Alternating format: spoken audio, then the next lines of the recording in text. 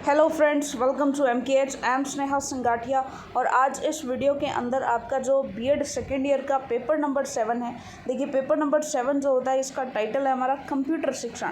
तो कंप्यूटर से रिलेटेड जो हमारा एग्ज़ाम है, काफ़ी बच्चों को ये थोड़ा सा टफ लगता है, लेकिन ये बिल्कुल टफ नहीं है। थोड़ी सी टेक्निकल चीज़ें हमें कंप्यूटर के बारे में जाननी होती हैं और बिल्कुल वही चीज़ें हैं कि शिक्षण कार्य में हम कैसे कंप्यूटर को यूज़ करते हैं।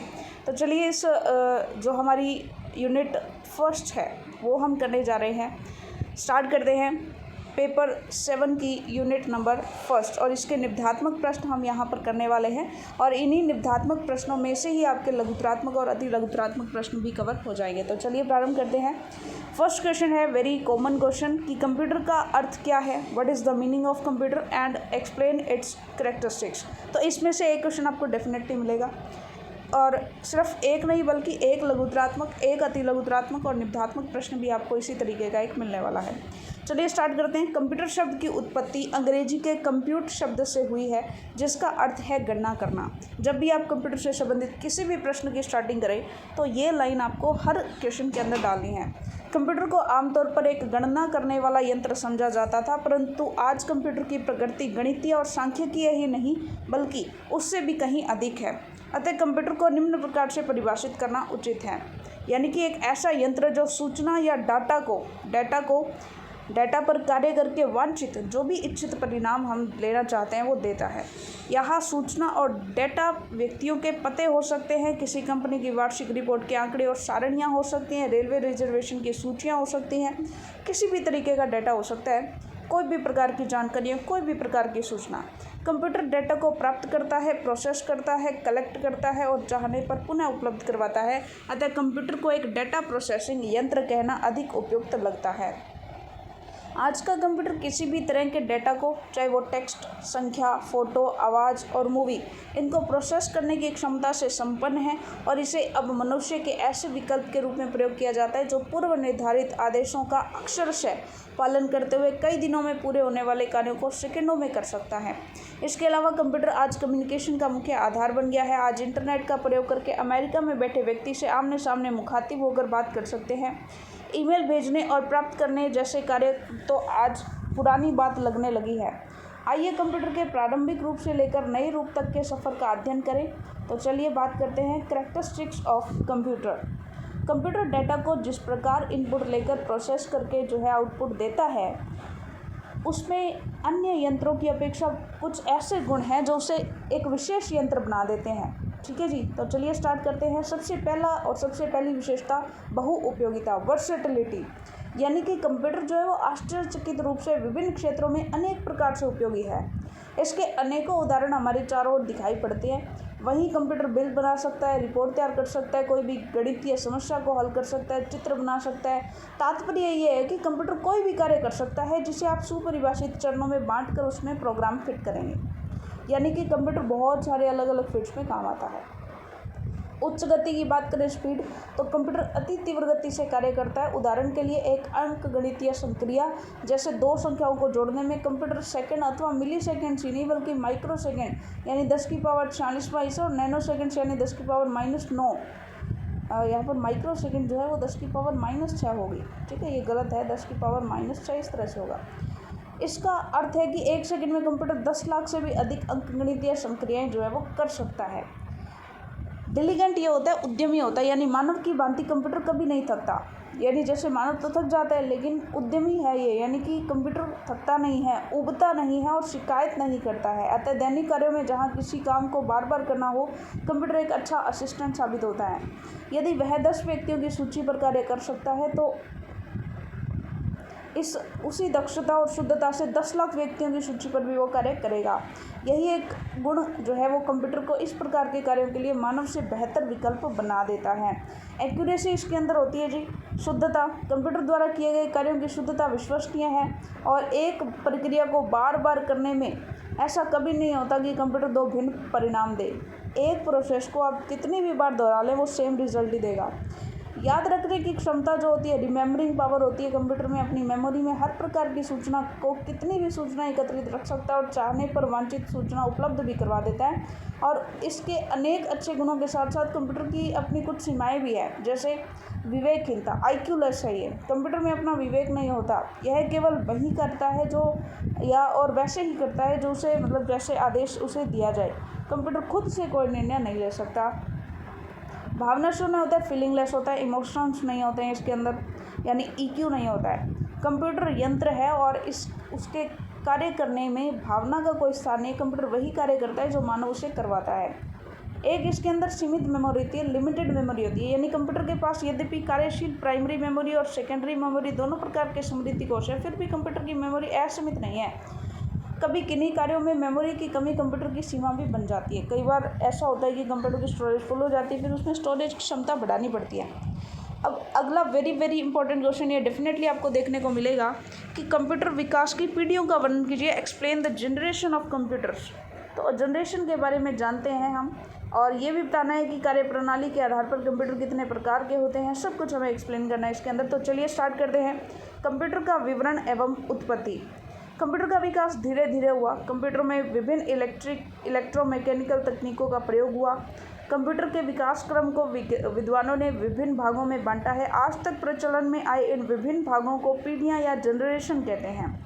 कंप्यूटर की जांच जनरेशन और उसका विवरण निम्न प्रकार है। कंप्यूटर की पीढ़ियाँ, जनरेशन ऑफ कंप्यूटर्स। तो बात करते हैं सबसे पहले पहली पीढ़ी। इस पीढ़ी में कंप्यूटरों के समय के बारे में कई धारणाएं हैं, फिर भी उनमें 1940 से लेकर 1959 पर सभी जो विद्वान हैं वो एकमत हैं। इस पीढ़ी में वैक्यूम ट्यूब का प्रयोग किया जाता था और यह आकार में बड़े और सूक्ष्म संग्रहण क्षमता वाले कंप्यूटर थे। वैक्यूम ट्यूब के प्रयोग के कारण अत्यधिक बिजली खपत और ऊर्जा की उच्च मात्रा का उत्सर्जन होता था। इसकी गति मिली सेकेंड्स में थी। प्रथम कंप्यूटर ENIAC इसका उदाहरण है। इसका पूरा नाम ENIAC electronic numerical integrator and calculator. तो ENIAC फर्स्ट कंप्यूटर था। 1946 में बनी यह एक बड़ी मशीन थी जिसमें 18,000 वैक्यूम ट्यूब, 30 टन वजन और 30 × 50 वर्ग फीट स्थान घेरने वाला था। 70,000 रजिस्टरों से युक्त और 2 ms गति से 2 मिलीसेकंड गति से ये गुणा करने वाली मशीन थी। इसका निर्माण अमेरिका के पेनिसिल्वेनिया विश्वविद्यालय में हुआ है। इसका आविष्कार एकार्ट और मार्शले ने किया था। इसी पीढ़ी के अन्य उदाहरण एडवाक, IBM 650 और यूनिवाक 1 है। अगर हम बात करें सेकेंड जनरेशन की, तो प्रथम पीढ़ी के कंप्यूटरों का बड़ा आकार और ऊर्जा का उत्सर्जन एक बड़ी समस्या थी। तो द्वितीय पीढ़ी में कंप्यूटरों में इनका समाधान खोजा गया और इस पीढ़ी में कंप्यूटरों में वैक्यूम ट्यूब के स्थान पर जो है ट्रांजिस्टर्स का यूज़ होने लगा और इसका एज टाइम पीरियड था 1960 से 1965। ट्रांजिस्टर छोटे, अधिक तेज और विश्वसनीय थे। ये अत्यधिक बिजली में बिना ऊर्जा उत्पन्न किए काम कर सकते थे। यह कंप्यूटर मैग्नेटिक कोर तत्वों के इस्तेमाल से बने थे और इनकी संग्रहण क्षमता अधिक थी। इन कंप्यूटरों में असेंबली भाषा का प्रयोग किया जाता था, जैसे कोबोल, फोर्ट्रॉन आदि। यह कंप्यूटर प्रथम पीढ़ी के कंप्यूटरों की तुलना में सस्ते थे। इन कंप्यूटरों में मेमोरी का प्रयोग होता था और इनकी गति माइक्रो सेकेंड्स में थी। वो मिली सेकेंड्स में थी, माइक्रो सेकेंड्स में थी, यानी 10 की पावर 3 गुना बड़ी थी, ज़्यादा थी। इस पीढ़ी के उदाहरणों में IBM 1401, CDC 1602 और हनीवेल 200 याद रखने हैं आपको ये तीनों ही। और ट्रांजिस्टर का आविष्कार जॉन विलियम शॉकले और वाल्टर ब्रेवन पेव ने किया था। थर्ड जनरेशन की बात करें, देखिए यहाँ तक हमने ट्रांजिस्टर यूज़ कर लिया वैक्यूम ट्यूब की जगह, और थर्ड जनरेशन में इसका एज ग्रुप था 1960 से 1971 और इस पीढ़ी में वैक्यूम ट्यूब और ट्रांजिस्टर के स्थान पर इंटीग्रेटेड सर्किट IC चिप्स का प्रयोग होने लगा, जिसके परिणाम स्वरूप कंप्यूटरों का आकार और छोटा हो गया और अब इनकी गति द्वितीय पीढ़ी के कंप्यूटरों से और तेज हो गई। इनकी संग्रहण क्षमता, विश्वसनीयता भी बढ़ गई और input output device, random access और मोस्ट स्टोरेज डिवाइस का भी इसमें प्रयोग किया जाने लगा। इनकी गति नैनो सेकेंड्स में मापी जाती थी, यानी और 10 की पावर 3 गुना बढ़ गई और इन कंप्यूटरों पर पहली बार ऑपरेटिंग सिस्टम का प्रयोग किया गया। यह कंप्यूटर पूर्व के कंप्यूटरों से सस्ते थे और इसमें टाई लेवल लैंग्वेज का प्रयोग किया जाता था। इन कंप्यूटरों में ऊर्जा का उत्सर्जन भी कम हो गया और इस दौरान magnetic car, memory, MICR floaters और ऑप्टिकल स्कैनर का भी आविष्कार इस टाइम में हो गया था।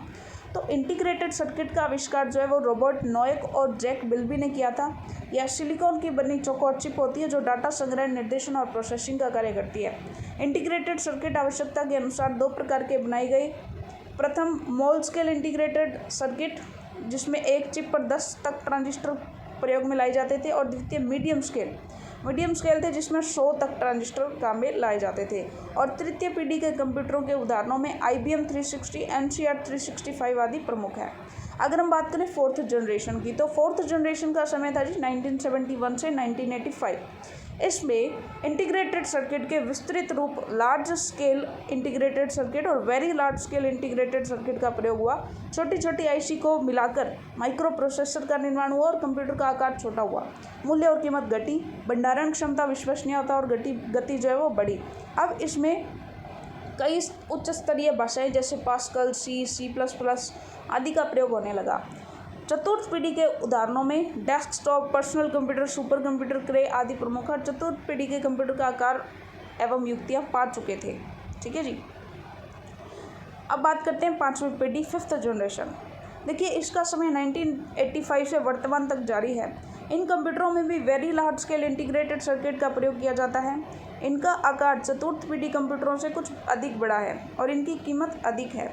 इनकी प्रोसेसिंग गति, भंडारण क्षमता सर्वाधिक है और इस पीढ़ी के कंप्यूटर अभी निर्माण प्रक्रिया में है। इनमें स्वयं की निर्णय क्षमता का विकास करने का प्रयास चल रहा है और इनमें किसी विशेष प्रोग्रामिंग भाषा की आवश्यकता नहीं होती, बल्कि ये साधारण बोलचाल की भाषा में कार्य करेंगे।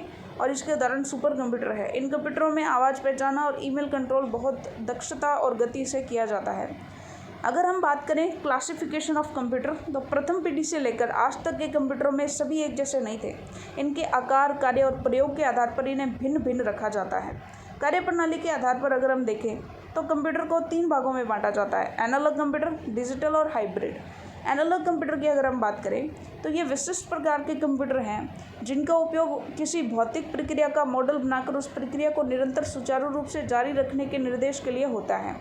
इस प्रकार के कंप्यूटर साइंटिफिक और इंजीनियरिंग कार्यों में प्रयुक्त होते हैं और यह कंप्यूटर गणितीय संख्याओं पर कार्य न करके अनेक संकेतों जैसे तापमान, विद्युत विभव, गति आदि पर कार्य करता है। इसका उदाहरण ऑटोमोबाइल स्पीडोमीटर जो होता है वो, जो कि इनपुट के रूप में घूमने वाले ड्राइव शाफ्ट द्वारा मान ग्रहण करता है और आउटपुट के रूप में स्पीड मीटर के पॉइंटर को नियंत्रित कर गति को दर्शाता है। इन कंप्यूटरों में प्रयोगकर्ता को प्रोग्राम का ज्ञान होना आवश्यक नहीं है, यानी ऑटोमेटिकली दिखा देते हैं। डिजिटल कंप्यूटर की बात करें तो अधिकतर सामान्य रूप से प्रयोग आने वाले कंप्यूटर डिजिटल कंप्यूटर ही हैं। यह कंप्यूटर को 2 संख्याओं 0 और 1 पर ही कार्य करता है और इसमें विभिन्न कोडिंग सिस्टम द्वारा सभी अक्षरों और चिन्हों को 0 और 1 में बदल दिया जाता है। और इस प्रकार के कंप्यूटरों में इलेक्ट्रॉनिक सर्किट का प्रयोग होता है जो ऑफ होने पर 0 और ऑन होने पर 1 पढ़ते हैं। प्रोसेसिंग द्वारा गणनाएं करते हैं और संख्यात्मक परिणामों को पुनः उनके कोड के अनुसार संख्या, शब्द या चिन्ह में बदलकर आउटपुट दिया जाता है। हाइब्रिड कंप्यूटर्स की बात करें तो इन कंप्यूटरों में एनालॉग और डिजिटल दोनों प्रकार के कंप्यूटरों के विशिष्ट गुण समावेशित होते हैं। जैसे किसी बीमार व्यक्ति की पूरी जांच करने के लिए इस प्रकार के कंप्यूटरों का प्रयोग किया जाता है। एनालॉग डिवाइस द्वारा उसकी हृदय की गति, तापमान आदि मापा जा सकता है और इससे प्राप्त परिणामों का विश्लेषण डिजिटल कंप्यूटरों द्वारा प्राप्त परिणामों के आधार पर तुरंत चिकित्सा भी दी जा सकती है। उपयोग के आधार पर देखें तो उपयोग के आधार पर 2 टाइप्स के होते हैं: general utility and special utility computers, यानी कि सामान्य उपयोग में आने वाले और विशिष्ट उपयोग में आने वाले कंप्यूटर्स। देखिए, यह कंप्यूटर जो सामान्य उपयोग वाले होते हैं किसी कार्य विशेष के लिए नहीं बनाए जाते, बल्कि कई प्रकार के कार्यों को यह पूरा करते हैं। इनमें विभिन्न सॉफ्टवेयर्स का प्रयोग किया जाता है। सामान्य तौर पर व्यावसायिक कार्य के लिए इन्हीं कंप्यूटर्स का प्रयोग किया जाता है। इन कंप्यूटर्स में निर्देश संग्रहित कर दिए जाते हैं जिसकी सहायता से कार्य वो करते हैं और यह निर्देशों का अलग अलग श्रृंखलाओं को पढ़ने में सक्षम होते हैं और अलग अलग प्रकार के कार्य भी आसानी से कर लेते हैं। स्पेशल यूटिलिटी कंप्यूटर्स की बात करें तो इस प्रकार के कंप्यूटर्स किसी कार्य विशेष को करने में ही सक्षम होते हैं। कार्य विशेष संबंधी सॉफ्टवेयर्स इनकी मेमोरी में डाल दिए जाते हैं। इसके उदाहरण aircraft control system, missile guidance system, अंतरिक्ष अनुसंधान कार्य, वेदर फोरकास्टिंग, यानी कोई विशेष कार्य के लिए ही इनको बनाया जाता है। अगर हम देखें आकार के आधार पर, तो आकार के आधार पर कंप्यूटर्स होते हैं हमारे 4 प्रकार के: micro computer, mini computers, main frame computer and super computer. सबसे पहले हम देखते हैं माइक्रो कंप्यूटर्स। माइक्रो कंप्यूटर्स ये वर्तमान में सर्वाधिक प्रयोग में लिए जाने वाले कंप्यूटर हैं। आकार में सबसे छोटे होते हैं। इन कंप्यूटरों में माइक्रो प्रोसेसर का प्रयोग किया जाता है और इन पर एक समय में एक ही व्यक्ति कार्य कर सकता है। माइक्रो प्रोसेसर के सभी भाग एक छोटी इंटीग्रेटेड सर्किट चिप पर ही विद्यमान होते हैं, जिसकी वजह से इस कंप्यूटर का आकार छोटा होता है। माइक्रो कंप्यूटर 4 प्रकार के होते हैं। होम कंप्यूटर्स यह कंप्यूटर सामान्य प्रकार के होते हैं। इनका उपयोग व्यावसायिक रूप में न होकर शौकिया रूप में होता है। उनमें एक ही बॉक्स में CPU कीबोर्ड सम्मिलित होते हैं और स्क्रीन के रूप में हम इसे टेलीविज़न से या ऑडियो कैसेट से जोड़ देते हैं। ये कंप्यूटर मुख्यतः मनोरंजन करने वाले कैसेट प्रयोगकर्ता के साथ में दिए जाते हैं। उदाहरणों के लिए ZX81, सिक्लेयर का स्पेक्ट्रम आदि। एजुकेशनल कंप्यूटर्स यह कंप्यूटर संरचना में होम कंप्यूटर की तरह होते हैं। इनमें कुछ निश्चित विषयों की विशेष जानकारी उपलब्ध करवाई जाती है, जिससे उपयोगकर्ता ज्ञानार्जन करते हैं। अमेरिकी और यूरोपियन स्कूलों में इनका प्रयोग बहुतायत होता है। इसके उदाहरण TRS-80, IBM का PC जूनियर आदि है। इलेक्ट्रॉनिक डायरी या ब्रीफ केस कंप्यूटर या लैपटॉप यह कंप्यूटर PC का ही एक रूप है, परंतु इसे कहीं भी ले जाने में सुविधा होती है। यह पोर्टेबल है, अतः ब्रीफ केस में होने के कारण इसे कहीं भी आसानी से ले जाया जा सकता है और कहीं भी गोद में रखकर इसका प्रयोग किया जा सकता है, अतः इसे लैपटॉप भी कहते हैं। अगर हम बात करें PC पर्सनल कंप्यूटर का निर्माण सर्वप्रथम 1981 में विश्व की सबसे बड़ी कंप्यूटर निर्माता कंपनी IBM ने किया था। इसका निर्माण व्यक्तिगत और छोटी आरंभ में कंप्यूटर का आकार विशाल मशीन जैसा था, वह इसकी कीमत भी अधिक थी, अतः इनका उपयोग केवल कुछ बड़ी समृद्ध कंपनियां जो हैं वही कर पाती थी। फिर छोटे आकार के कंप्यूटर का निर्माण हुआ। आकार में छोटे होने के कारण इन्हें माइक्रो प्रोसेसर के नाम से जाना गया और कंप्यूटर के छोटे आकार और कम कीमत के कारण इनका उपयोग भी बढ़ा और आम लोगों तक पहुंच के कारण यह धीरे धीरे पर्सनल कंप्यूटर के नाम से विख्यात हुआ। PC के लिए विशेष operating system disk operating system का निर्माण किया गया। PC 3 प्रकार के होते हैं। प्रथम होता है जी पर्सनल कंप्यूटर, यह अपने कार्य के लिए आपस में सुसंगत होते हैं। द्वितीय पर्सनल कंप्यूटर XT या यह कंप्यूटर निम्न और मध्यम स्तरीय व्यवसायों के लिए उपयोगी है। इनकी मेमोरी आवश्यकता अनुसार बढ़ाई जा सकती है। और तृतीय होता है पर्सनल कंप्यूटर AT, उच्च मेमोरी और तीव्र प्रोसेसिंग गति वाले कंप्यूटर। इनका प्रयोग उच्च स्तर के कार्यों के लिए किया जाता है। यह कंप्यूटर मिनी कंप्यूटर से कुछ ही कम क्षमता वाले हैं और PC कई प्रकार के अनुप्रयोगों में काम आते हैं। PC के बारे में हम कितना भी लिख सकते हैं, क्योंकि PC वही होते हैं जो हमारे पास होते हैं नॉर्मल।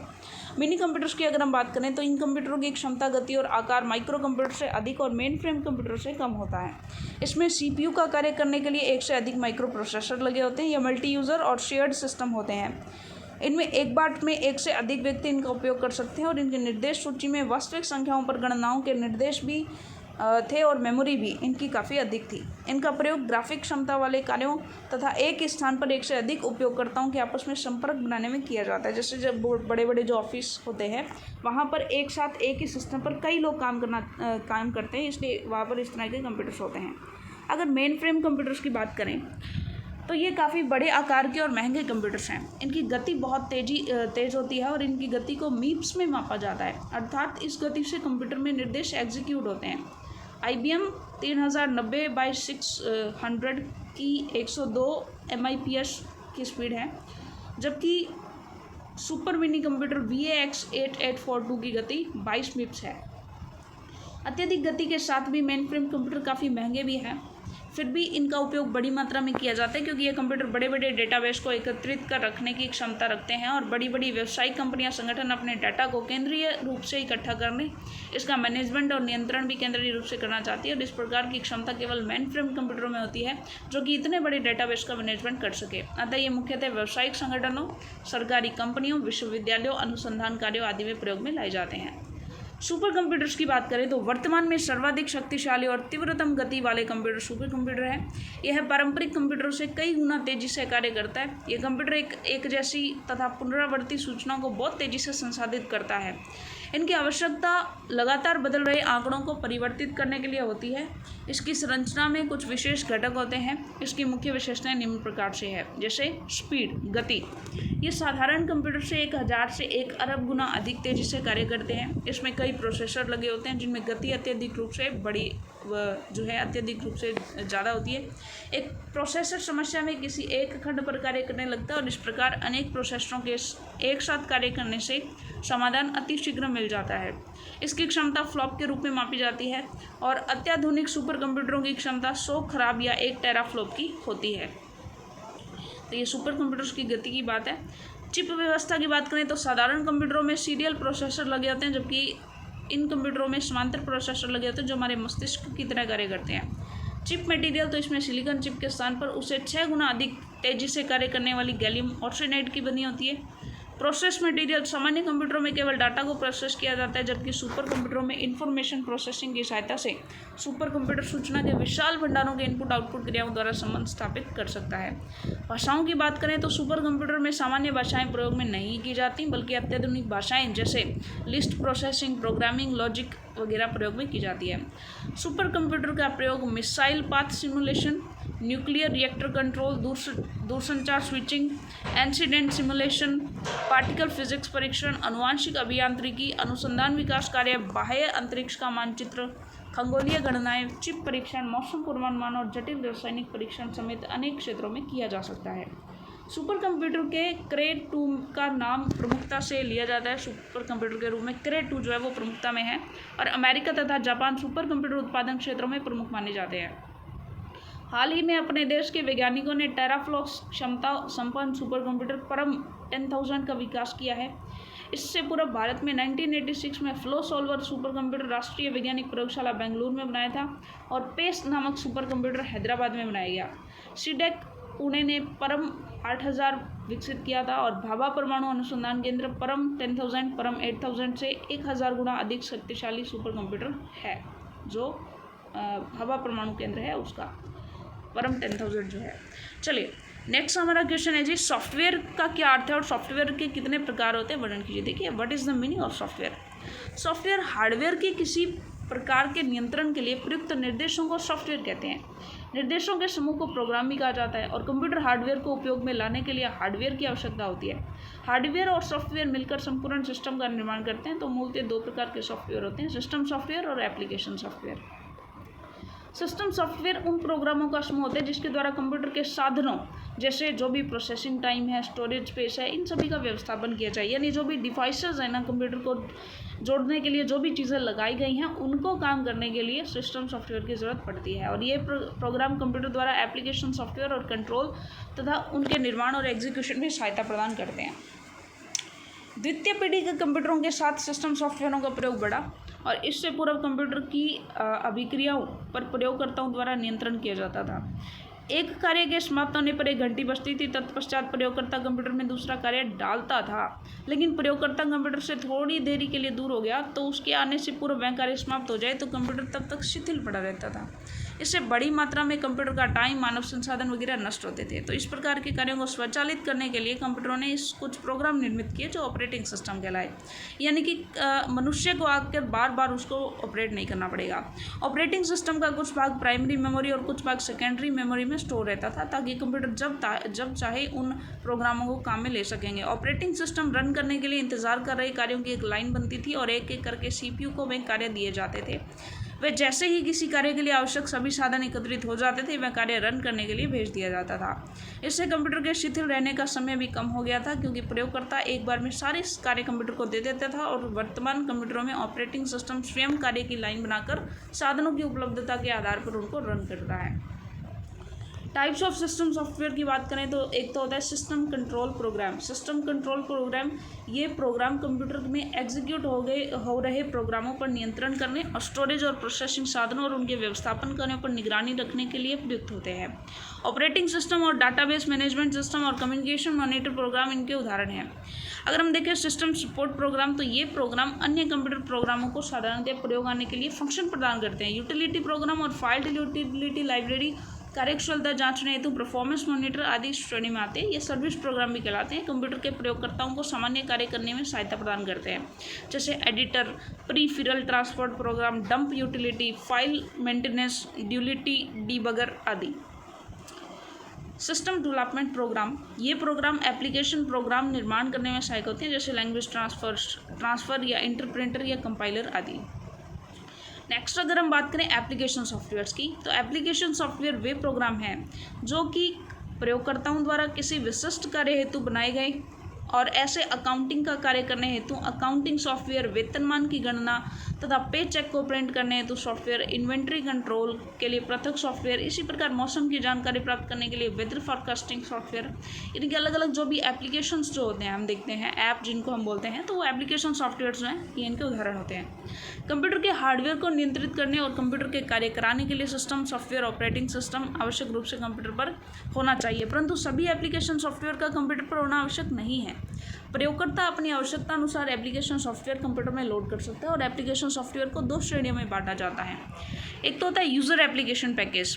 ये पैकेज प्रयोगकर्ताओं द्वारा किसी विशेष कार्य को करने के लिए बनाया जाता है। ये पैकेज के कार्य के आधार पर किसी भी प्रोग्रामिंग भाषा में निर्मित किए जा सकते हैं।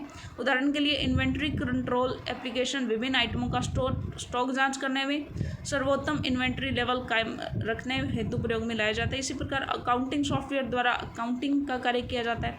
लेकिन जो एप्लीकेशन पैकेज होते हैं ये पैकेज सामान्य उद्देश्य पैकेज भी कहलाते हैं। इन्हें व्यवसाय और अन्य क्षेत्रों में होने वाले सामान्य कार्यों के लिए बनाया जाता है और ये एक ही सॉफ्टवेयर कई कार्य कर सकता है, जैसे वर्ड प्रोसेसर, स्प्रेडशीट आदि अनुप्रयोग पैकेज होते हैं, माइक्रोसॉफ्ट ऑफिस वगैरह वगैरह, इस पर काफ़ी कार्य किए जाते हैं, लेकिन ये सामान्य कार्यों के लिए होते हैं। नेक्स्ट हमारा क्वेश्चन है, कंप्यूटर की संरचना को समझाइए और कंप्यूटर की मूलभूत संरचना को स्पष्ट कीजिए या कंप्यूटर का ब्लॉक चित्र बनाइए। देखिए, कंप्यूटर भी मनुष्य के मस्तिष्क की भांति आंकड़े प्राप्त कर उन्हें भंडारित और संसाधित करता है तथा परिणाम स्वरूप सूचनाएं प्रदान करता है। आंकड़ों को प्राप्त करने के लिए इनपुट यूनिट का प्रयोग किया जाता है और ये आंकड़े स्मृति में भंडारित किए जाते हैं। तत्पश्चात आंकड़े केंद्रीय संसाधन इकाई में संसाधित किए जाते हैं और अंत में परिणाम सूचनाओं के रूप में आउटपुट यूनिट पर प्रदर्शित किए जाते हैं। मुख्यतः कंप्यूटर को 4 पोर्शंस में डिवाइड किया जाता है: इनपुट, स्मृति यानी मेमोरी, केंद्रीय सीपीयू जिसे हम बोलते हैं केंद्रीय संसाधन इकाई। इसके 2 भाग होते हैं, एक कंट्रोल यूनिट होती है और एक अर्थमेटिक एंड लॉजिकल यूनिट होती है और एक आउटपुट यूनिट होती है। तो सिंपल सी बात है, इसका जो ब्लॉक डायग्राम है वो हमारे सामने है, कुछ इस तरीके का होता है, जिसके अंदर सेंटर में जो है रहता है एक तो प्राइमरी मेमोरी, कंट्रोल यूनिट और जो अरिथमेटिक एंड लॉजिकल यूनिट होती है, तो इसे हम टोटल कहते हैं CPU। ठीक है जी, ये हमारी आउटपुट यूनिट रहती है, ये हमारी इनपुट यूनिट और एक ये हमारी साइड में लगी होती है सेकेंडरी मेमोरी। ओके, तो चलिए बात करते हैं इनपुट यूनिट की। जिस तरह मानव शरीर में आंखें और कान आंकड़ों को एकत्रित करने का कार्य करते हैं, ठीक उसी प्रकार कंप्यूटर के आंकड़ों को, निर्देशों को इनपुट करने का कार्य इनपुट यूनिट के द्वारा किया जाता है। इनपुट यूनिट्स क्या होती हैं? कीबोर्ड, माउस, लाइट, पेन, जिनके द्वारा हम इनपुट देते हैं। ठीक है जी, यह बाह्य दुनिया के आंकड़ों और निर्देशों को प्राप्त करती है और यह प्राप्त आंकड़ों और निर्देशों का रूप परिवर्तित करके उन्हें कंप्यूटर द्वारा समझने और भंडारण के योग्य बनाती है। स्मृति की बात करें, मेमोरी, तो इनपुट किए गए आंकड़ों या निर्देशों को निष्पादन से पूर्व कंप्यूटर में कहाँ पर रखा जाए, कहाँ पर उनको सेंड किया जाए, इसी के साथ संसाधन के समय उत्पन्न हुए मध्यवर्ती परिणाम और अंतिम परिणामों को भी भंडारित करने की आवश्यकता रहती है। तो इन सब आवश्यकताओं की पूर्ति के लिए स्मृति का प्रयोग किया जाता है। आंकड़े और निर्देश संसाधित होते हैं, प्राथमिक स्मृति में भंडारित करते हैं, जबकि प्राथमिक स्मृति सीमित होती है, इसलिए कंप्यूटर में द्वितीयक स्मृति का यानी सेकेंडरी मेमोरी का यूज़ होता है। प्राथमिक स्मृति वॉलेटाइल होती है, विद्युत आपूर्ति वगैरह बंद हो जाए तो जो भी डाटा प्रथम स्मृति पर पड़ा है वो उड़ जाएगा, लेकिन द्वितीय स्मृति में एक बार भंडारित हो गया तो वो सुरक्षित हो जाते हैं और अपने आप द्वारा मिटाए जाने पर ही विलुप्त होते हैं। अगर हम बात करें सीपीयू की, केंद्रीय संसाधन इकाई की, तो प्राथमिक स्मृति में भंडारित आंकड़ों और निर्देशों को संसाधन केंद्रीय संसाधन इकाई में जो है यूज़ किया जाता है। इसमें 2 घटक होते हैं, अंकगणित और तार्किक इकाई, जो संसाधन के समय निर्देशों को निष्पादन इसी इकाई में होता है और इसी इकाई में सभी अंकगणितीय प्रक्रियाएं होती हैं तथा सभी तार्किक निर्णय भी लिए जाते हैं। संसाधन के समय सभी आंकड़े और निर्देश प्राथमिक स्मृति से क्रम से गणितीय और तार्किक इकाई में भेजे जाते हैं जहां वास्तविक संसाधन होते हैं। प्राथमिक स्मृति में मात्र भंडारण का कार्य होता है तथा यहाँ संसाधन नहीं होता। नियंत्रण इकाई की बात करें, जैसा कि नाम से इंगित है, नियंत्रण इकाई कंप्यूटर में होने वाली प्रत्येक प्रक्रिया को नियंत्रित और समन्वित करती है। यहाँ वास्तविकता में कोई कार्य नहीं होता है, संसाधन नहीं होता है, यानी कोई एक्टिविटी नहीं होती है। नियंत्रण इकाई आदेशों की सहायता से यह निर्धारित करती है कि कब और कैसे आउटपुट यूनिट में आंकड़े और निर्देश लेकर प्राथमिक स्मृति में भंडारित करने हैं तथा कब और कैसे सूचनाओं को स्मृति से आउटपुट यूनिट पर प्रदर्शित करना है। कंप्यूटर के सभी घटकों में होने वाले कार्यों का नियंत्रण यह इकाई ही करती है। आउटपुट यूनिट की बात करें तो संसाधन के उपरांत स्मृति में भंडारित परिणामों को एक ऐसे रूप में प्रदर्शित करने की आवश्यकता होती है जिन्हें मनुष्य भली भांति देख और समझ सके। तो इस कार्य के लिए आउटपुट यूनिट का प्रयोग किया जाता है। तो आउटपुट यूनिट जैसे मॉनिटर वगैरह हो गई, डिस्प्ले यूनिट्स, ठीक है। चलिए अब हमारा नेक्स्ट क्वेश्चन है, हार्डवेयर से आप क्या समझते हैं? केंद्रीय संसाधन और प्रोसेसिंग इकाइयों का वर्णन कीजिए। तो हार्डवेयर के बारे में समझना है और सीपीयू पर हमें संक्षिप्त टिप्पणी देनी है। तो देखिए सिंपली हमने देखा कि कंप्यूटर सिस्टम में उपयोग किए जाने वाले विभिन्न भौतिक उपकरण जो है वो सामूहिक रूप से हार्डवेयर कहलाते हैं। इसके अंतर्गत समस्त आगम और निर्गम इकाइयाँ यानी इनपुट और आउटपुट सिस्टम, भंडारण इकाइयाँ यानी कि स्टोरेज सिस्टम और केंद्रीय संसाधन इकाई यानी सीपीयू जो है शामिल है। तो हार्डवेयर में निम्न कंप्यूटर उपकरण आते हैं: input devices CPU, output devices auxiliary memory devices और अदर जो उपकरण होते हैं। कंप्यूटर एक स्वचालित इलेक्ट्रॉनिक उपकरण है जो गणितीय और लॉजिकल क्रियाएं करता है और इस कार्य में सहायता करने वाले सभी भौतिक उपकरण कंप्यूटर हार्डवेयर में शामिल किए जाते हैं। तो ये सभी जो है इसके होते हैं। और सेंट्रल प्रोसेसिंग यूनिट जो है, जिसे हार्ट या कहें तो ब्रेन कहा जाता है कंप्यूटर सिस्टम का, तो उसकी जो है उसकी स्ट्रक्चर कुछ इस टाइप से है कि इनपुट होती है, आउटपुट होती है। इसके अंदर एक तो सीयू होता है, एक एएलयू होता है और एक मेमोरी होती है। तो बेसिकली इनपुट, प्रोसेसिंग और आउटपुट 3 काम ये सीपीयू में होते हैं। सीपीयू ही वह महत्वपूर्ण इकाई है जिसके आधार पर कंप्यूटर सिस्टम की प्रभावशीलता मापी जाती है। यह इकाई इनपुट इकाइयों से निर्देश प्राप्त कर उन्हें संसाधित यानी प्रोसेस करती है और अपने आउटपुट इकाइयों को उपलब्ध करवाती है। इनपुट इकाइयों द्वारा निर्देश प्रोग्राम के माध्यम से दिए जाते हैं। सीपीयू के 3 भाग होते हैं: नियंत्रण इकाई, गणितीय और तार्किक इकाई और एक होती है जी मेन मेमोरी। तो सीपीयू के ये तीनों भाग जो है वो बस द्वारा जुड़े रहते हैं और बस एक इलेक्ट्रॉनिक हाईवे है जो सीपीयू के विभिन्न भागों को आपस में जोड़ता है।